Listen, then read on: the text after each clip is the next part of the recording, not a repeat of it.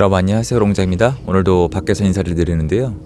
오늘은 좀 평온한 분위기에서 말씀드리고 싶은 내용이에요. 좀 자극적일 수도 있고요. 그래서 시장에 대한 반응들이 점점 뜨거워지고 있어요. 의견이 갈립니다.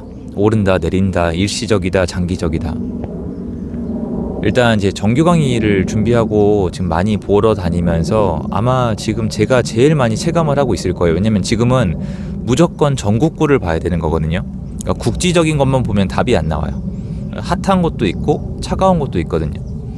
그리고 제 정규 강의는 지금 접수 기간이고요. 접수 기간이 3일 남았습니다. 그래서 관심 있는 분들은 아래 링크를 통해 확인을 부탁드리고요.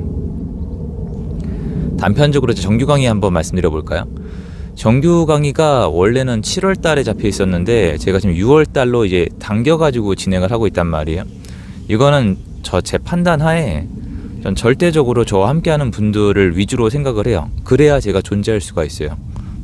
제가 이기적인 사람이란 건 여러 번 말씀드렸지만 여러분이 잘 돼야 제 평이 올라가는 건 기본 원리예요. 왜냐면 저는 외모 갖다 승부할 수 있는 사람이 아니잖아요.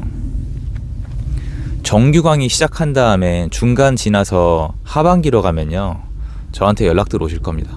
무슨 연락이냐? 강의 듣게 해달라, 19기 다시 열어달라, 몰랐다, 이렇게 말씀하실 거예요. 제가 지금 그 정도의 시장을 보고 있거든요.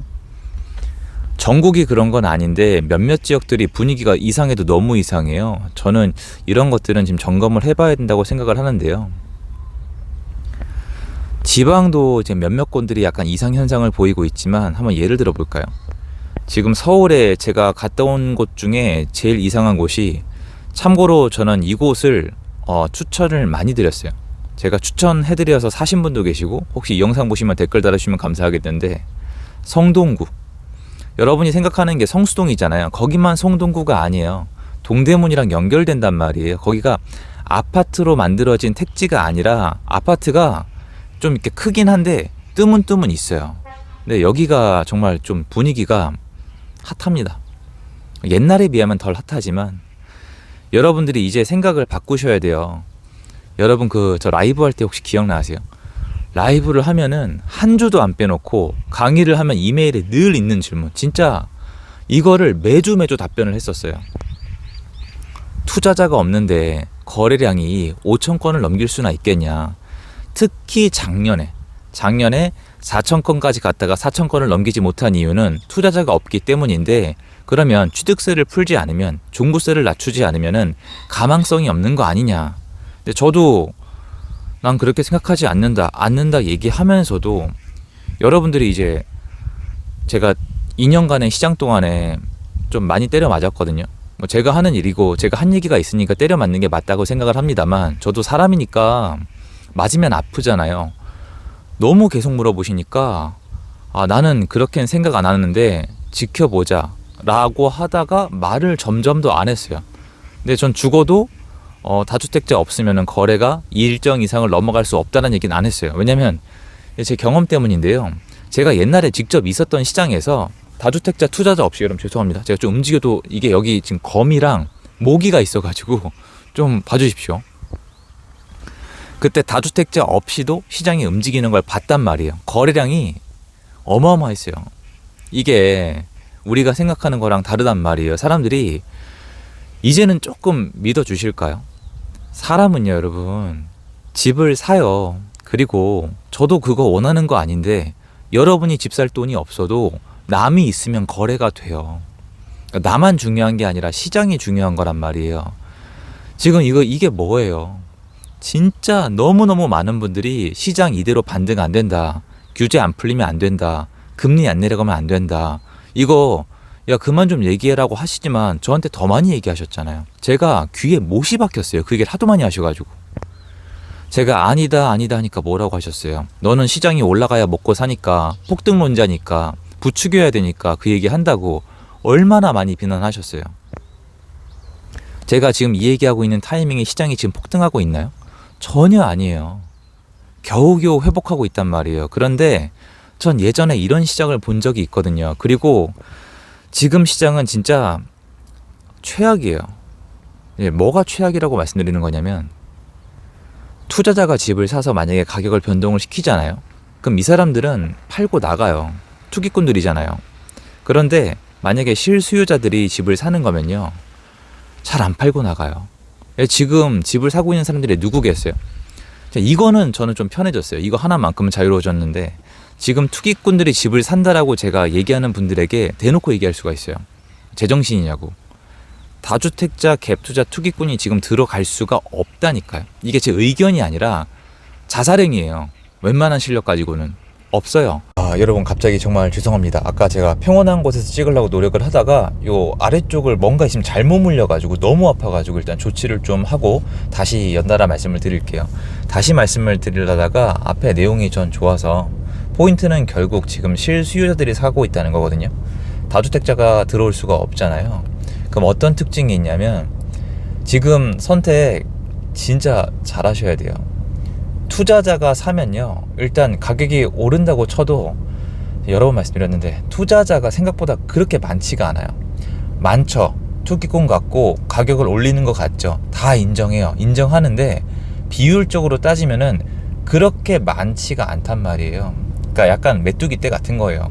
그런데 얘네는 사면 뭐 하겠어요? 사면은 전세 놨다가 팔고 빠져요.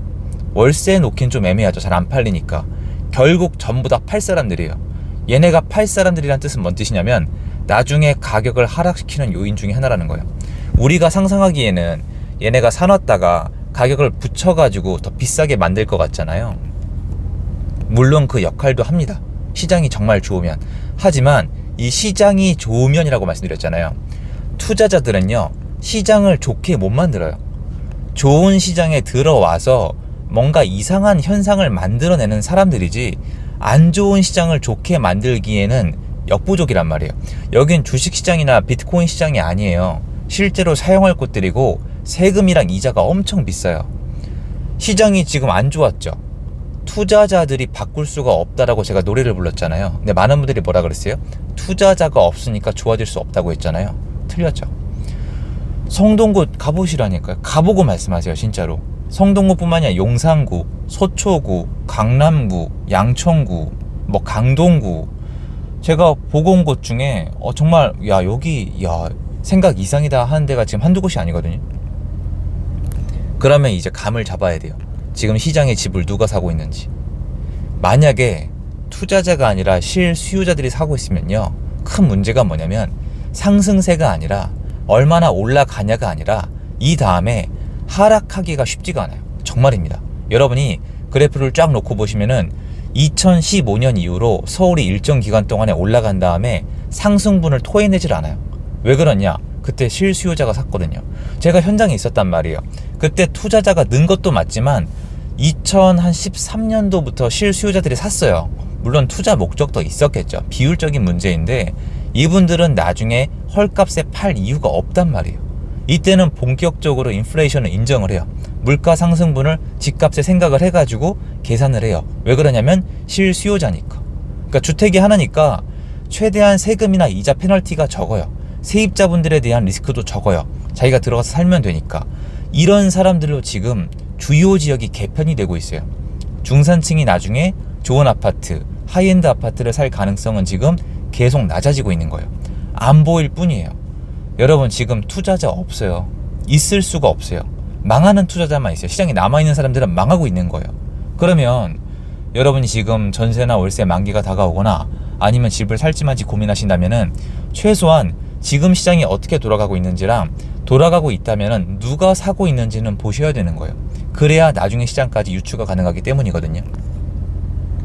이런 상황에서 저도 신규 공급이 빵빵하면은 이렇게까지 말씀 안 드려요. 물론 신규 공급이 있죠. 올 하반기에 11월 달에 둔촌주공이 있는데 이거는 제가 별도로 분석 중이에요. 워낙 중요해요. 이게 굉장히 중요한 타이밍에 입주가 굉장히 많이 되기 때문에 너무 중요해서 강조인데 별도 분석을 하고 있습니다. 그건 나중에 제가 다 만들어지면 말씀을 드릴 건데, 전체적인 시장을 놓고 봤을 때 지방까지 포함해서 투자자가 사고 있는 게 아니라 실수요자가 사고 있다고 평가하는 게 맞거든요. 그러면 예전이랑 다른 거예요. 주식이나 비트코인이랑 다른 거예요. 올라갔다가 던지지 않아요. 그거 던지고 뭐 할 건데요? 다시 월세로 가요? 다시 전세로 가요? 아니면 무주택자로 살까요? 텐트 치고 살까요? 이거 안 된단 말이에요. 지금 만들어지는 시장이 어쩌면 더 위험해요. 투자자들이 개입돼 있는 시장보다 지금이 훨씬 더 위험해요. 상승 다음에 잘 안 내려올 거예요. 그리고 이렇게 얘기하겠죠. 물가 상승. 역사의 반복이에요. 투자자들이 있으면 물가 상승이 없는 게 아니라 시세가 왜곡이 되잖아요. 몰렸다가 풀렸다가 몰렸다가 풀렸다가. 사실 얘네 잘못도 아니에요. 정부가 규제를 이상하게 해요. 한국은 역사적으로 규제를 정상적으로 한 적이 없어요. 민주주의랑 사회주의랑 자본주의가 섞여 있거든요. 근데 지금은 그게 아니에요. 투자자를 좀 이런 얘기 뭐하지만 국민들이 원한 것처럼 싹 다 말라 죽였어요. 그럼 시장이 안정돼야 되잖아요.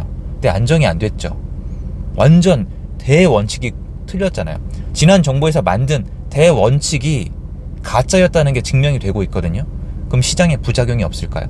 무조건 있죠. 자, 이 와중에 전월세 공급 부족해지고 신규 공급이 없다? 그럼 내년 내후년은 어떨까요? 전 진심으로 말씀드리는 거예요.